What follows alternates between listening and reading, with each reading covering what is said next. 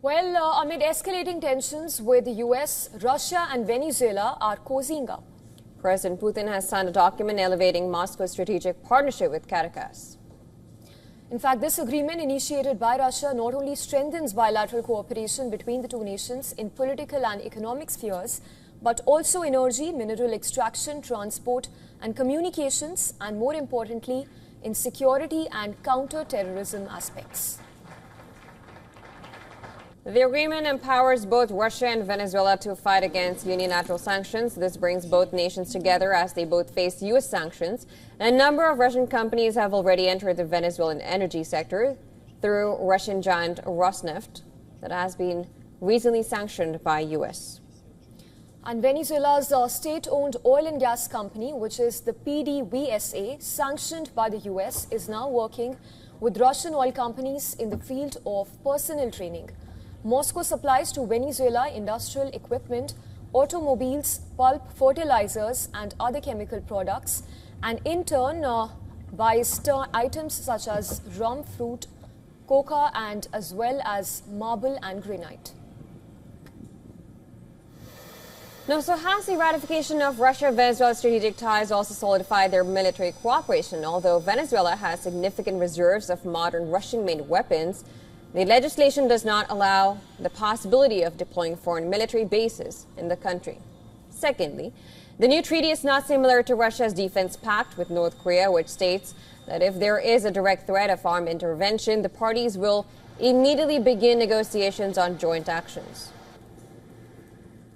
Article 14 of the Russia-Venezuela Treaty urges the parties to undertake to improve ties in the field of defense, carry out military technical cooperation in the interests of strengthening the defense capability as well as ensuring the security of the two countries.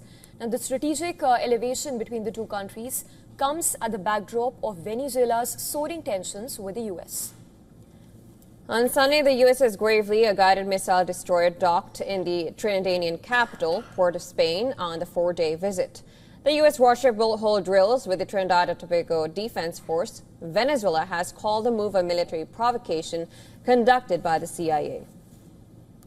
Well, Trinidad and Tobago is situated just 11 kilometers from the Venezuelan coast. Reports even suggest that it is used as a hub in the Caribbean drug trade.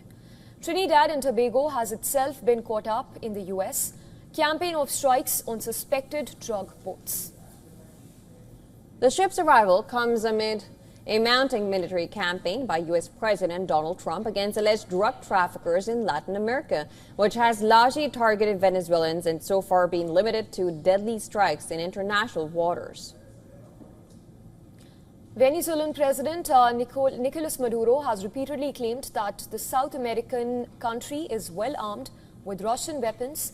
He even says Venezuela owns at least 5,000 Russian anti-aircraft missiles to counter U.S. forces.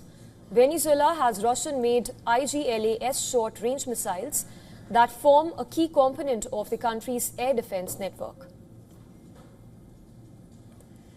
Now, the question remains, given the strategic elevation of ties between Russia and Venezuela, apart from Russian munitions, will Russian troops fight for Venezuela?